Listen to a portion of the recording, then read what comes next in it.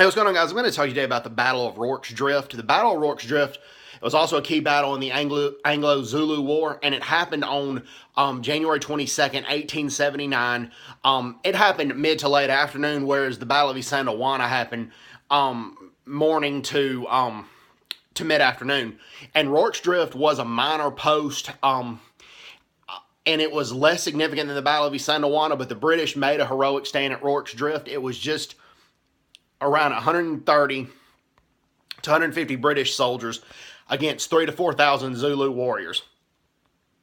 And the British won that battle, and 11 Victoria Crosses were awarded to 11 different British soldiers during that battle, and that is the most the British government has awarded for a single engagement. And the 1964 film Zulu really depicts the Battle of Rorke's Drift very well, and it talks about how 11 Victoria Crosses were awarded in that battle. And in that movie, as well as in the battle in real life, there were the soldiers who were wounded or sick or injured in the hospital. They fought as well. They cut holes in the walls of the hospital and shot at the invading Zulu warriors because the British government needed every soldier who could possibly halfway fight because they were so outnumbered. And the British soldiers prevailed.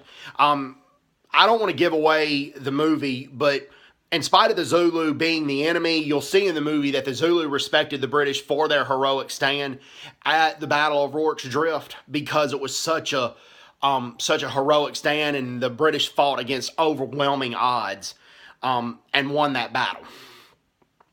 And actually, like 11 Victoria Crosses were won, but the battle was so intense that a lot of the Victoria Cross winners, when they went back to England, a lot of them were in poverty because they were just so traumatized and shocked by the way the Zulu came at them that they had trouble adjusting to regular daily civilian life. A lot of them ended up in poverty, or they ended up being alcoholics because the atmosphere in that battle was so intense. And just a sad state of affairs because those soldiers were heroes. They did a lot of heroic things. As well as the Zulu warriors who bravely charged them. They were heroes as well. And like I said, I believe in that battle, the Zulu were in the right and the British were in the wrong, but a lot of the British soldiers couldn't control what their Queen Victoria was doing at the time. England was their country, and it was their job to follow orders. Like I said, the British made a heroic stand. I encourage people to see the 1964 film Zulu. It's an excellent film. Mangosuthu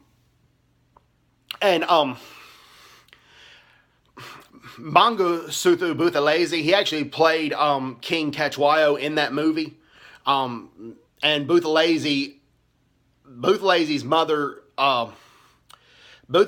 mother, her grandfather was King Cetshwayo.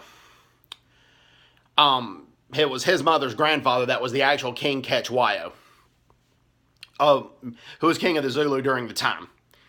And like I said, I highly recommend that. I highly recommend that movie and highly encourage people to see it. And if people can afford it, I highly recommend go visit the Rorke's Drift battlefield. And I firmly believe you'll get an emotional or spiritual connection with the dead British soldiers and the dead Zulu warriors that died in that battle. A lot of people who have taken tours have. It's kind of hard to explain, but most people that you see videos on YouTube that have done the tour guides or have taken a tour of that battlefield, they don't regret going because it was heroes on both sides. Anyway, so if I was doing well, take care. God bless them. Bye-bye. Bye-bye.